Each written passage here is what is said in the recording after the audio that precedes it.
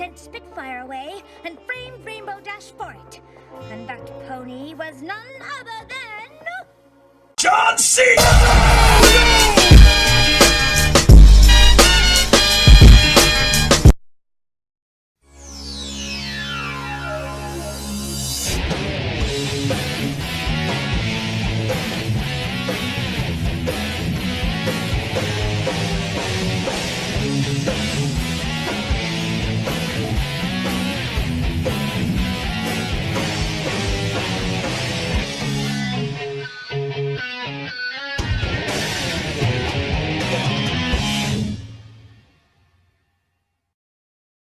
The second episode of the Rarity trilogy is here, and it's a rather interesting looking one at that. It's a mystery episode with noir themes and a suspenseful build-up. On top of that, it's a Rarity Rainbow Dash crossover episode, which in itself is an interesting combination.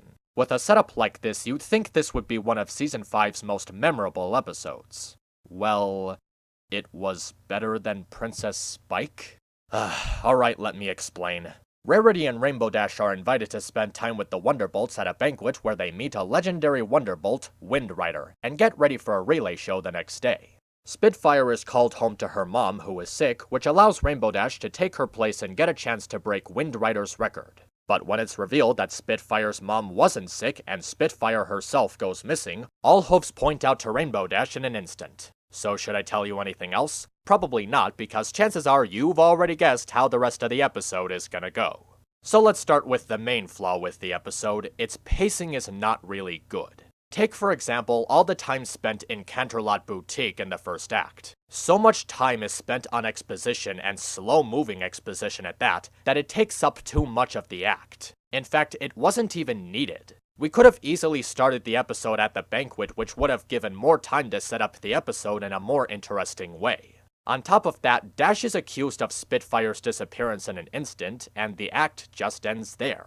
Then in the second act, several of the scenes go on for too long because they fill time by either saying uninteresting dialogue or jokes that don't add anything to the episode's narrative. We all know that an episode is usually 20 minutes long, but if an element of the episode is given too much attention, it makes the scenes feel slow-paced and feel boring.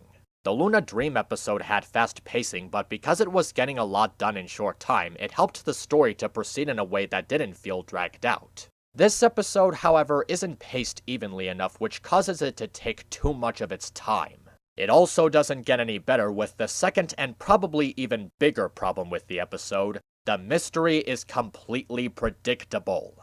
Right from the start of the episode, I had a pretty good idea of who it was that framed Rainbow Dash, and it turns out that I was right. Considering that the episode only introduced 2 new characters, and because it couldn't have been Spitfire's mom who sent the letter since that would be stupid and desperate in the episode's writing, chances are you probably guessed who the culprit was before the crime was even committed. Here's the thing with mystery stories. A good mystery is one that keeps the audience guessing until the end. It makes them ask questions and come to different conclusions. Sometimes even provokes you into changing your mind on what the answer could be. But if the audience can have a fully confident guess as to who did it and it turns out they were right, the mystery isn't even a mystery at all, which makes the slow pacing of the episode even more problematic since it spends so much time building up to something we already saw coming. The point is, if you're going to make a story that mostly revolves around clue finding and unraveling a mystery or a puzzle, the audience should not be smarter than the characters. Or at least, they shouldn't have the ability to spoil it for themselves. Even the interactions between characters isn't memorable. This was a Rarity and Rainbow Dash crossover episode. You'd think there would be some interesting chemistry between the two. But the episode spends too much time messing with its noir style, or Dash complaining to Rarity about being a lousy detective and worrying about being kicked out of the Wonderbolts, that the episode never gives them a chance to properly interact. Rainbow Dash doesn't even get good chemistry when interacting with the Wonderbolts because so much of the dialogue is focused on the mystery that didn't even have a suspenseful payoff. It really is a shame that this episode wasn't that good because there actually are things to like about it. Some of the humor is good, and for what it's worth, I really do like the episode's use of noir style, with its jazz music, Rarity monologuing to herself, and even some interesting clue finding.